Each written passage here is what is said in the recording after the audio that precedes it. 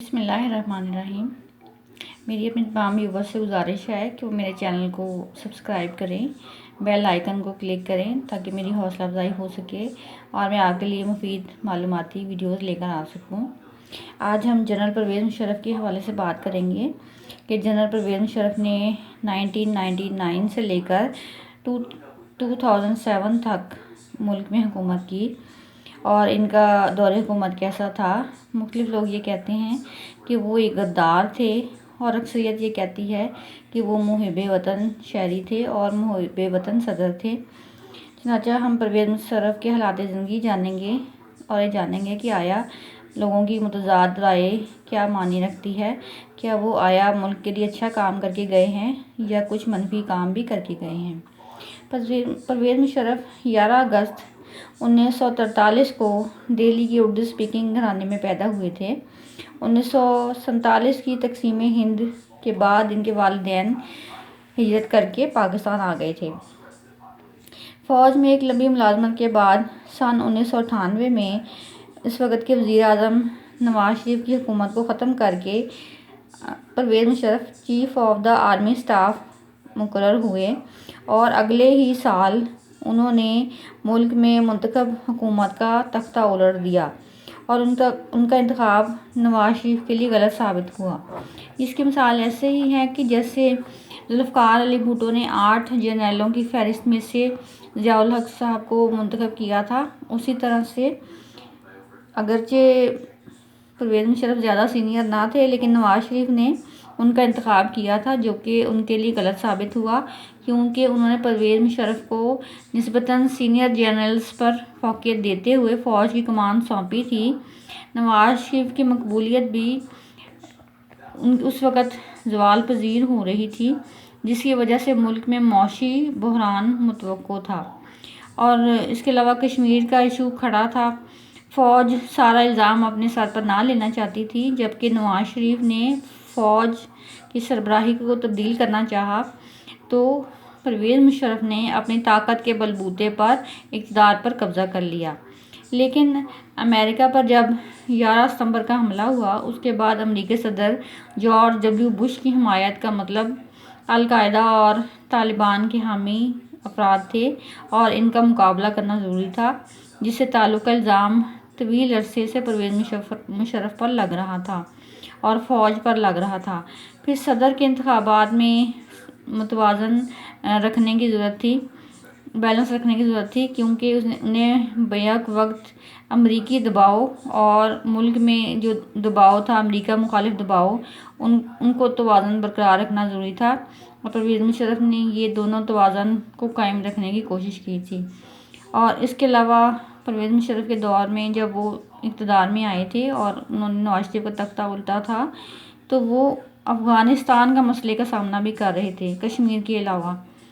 اور پرویز مشرف پر نیٹو اور افغان حکومت کی طرف سے مسلسل الزام عائد کیا جاتا رہا تھا کہ وہ القاعدہ اور طالبان کے ہمدرد جنگجوؤں کی فاٹا کے راستے مدد کرتے ہیں اور افغانستان میں نقل و حمل کو روکنے کی کوشش نہیں کرتے۔ پھر سوالات پھر سے اٹھنے لگے۔ پھر جب سن 2011 میں اسامہ بن لادن پاکستان میں پائے گئے، جہاں وہ ملٹری اکیڈمی کے قریب رہائش پذیر تھے، تو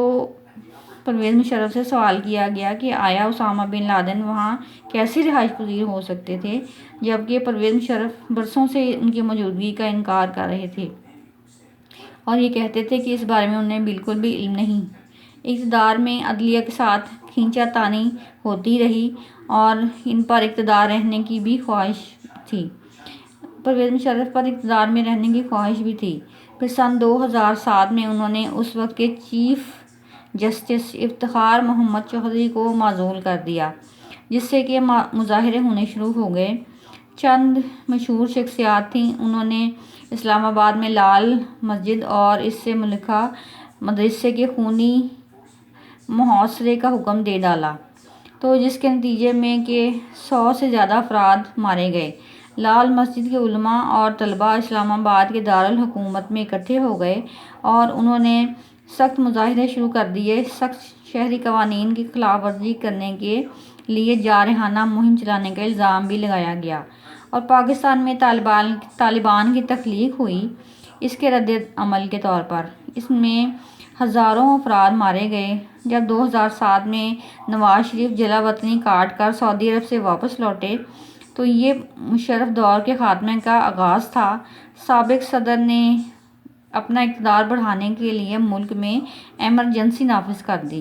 لیکن فروری 2008 میں ان کی جماعت پارلیمانی انتخابات ہار گئی۔ پھر 6 ماہ بعد انہوں نے مواخذے سے بچنے کے لیے استعفیٰ دے دیا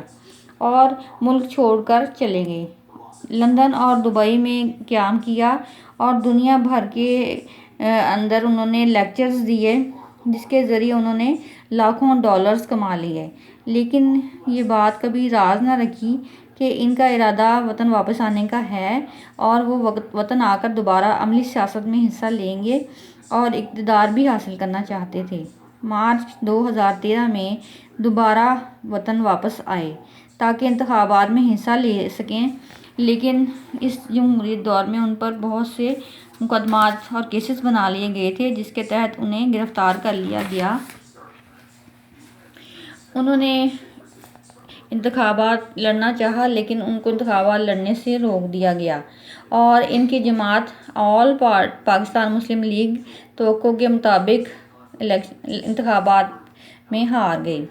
اور جلد ہی وہ عدالتی مقدمات میں الجھ گئے، جس میں کہ بےنظیر بھٹو کو ناکافی سیکورٹی فراہم کرنا بھی شامل تھا۔ بےنظیر بھٹو جو کہ پرویز مشرف کے دور میں وطن لوٹی تھیں اور ان کو بےنظیر بھٹو کو قتل کر دیا گیا تھا، تو ان پر پرویز مشرف پر یہ بھی الزام تھا کہ انہوں نے بےنظیر بھٹو کو کم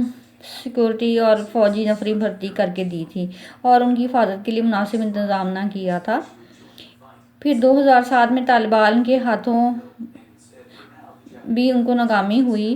پھر اس پہ پاکستان کو جب 2007 میں بےنظیر بھٹو کی قتل ہوا تو پھر اس نے عالمی سطح پر پاکستان کی سیاست کو ہلا کر رکھ دیا۔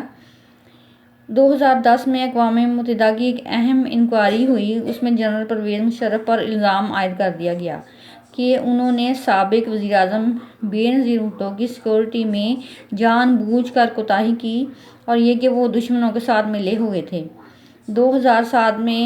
ان پر آئین معطل کرنے کے سلسلے میں غداری کا مقدمہ بھی بنا لیا گیا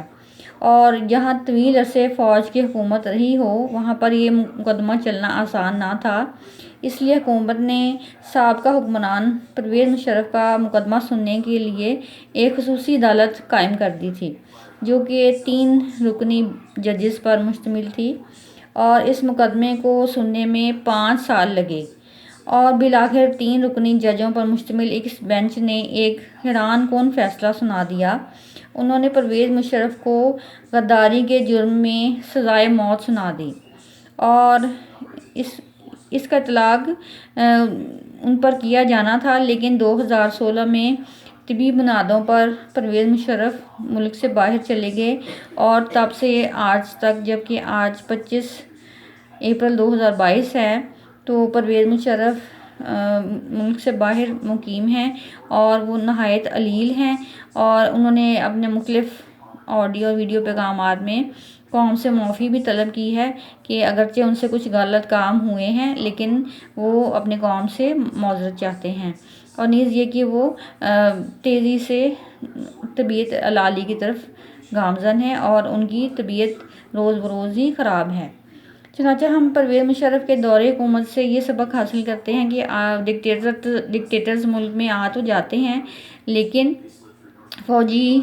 انتظامات کی بنا پر اور فوجی سہولتوں کی بنا پر وہ ملک میں کافی عرصہ تک حکومت کر پاتے ہیں، کیونکہ فوج کی قیادت انہیں بچا لیتی ہے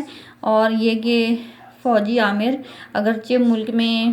کچھ ناقص تبدیلیاں بھی کرتے ہیں لیکن معاشی طور پر ملک خوشحال ہو جاتا ہے، اور یہ کہ غیر ملکوں سے قرضے بھی نہیں لینے پڑتے، جبکہ جمہوری حکومتیں اکثر ہی ملک میں قرضے لے کر ملک کے قرض میں اضافہ کر دیتی ہیں۔ شکریہ۔ وآخر دعوانا ان الحمدللہ رب العالمین۔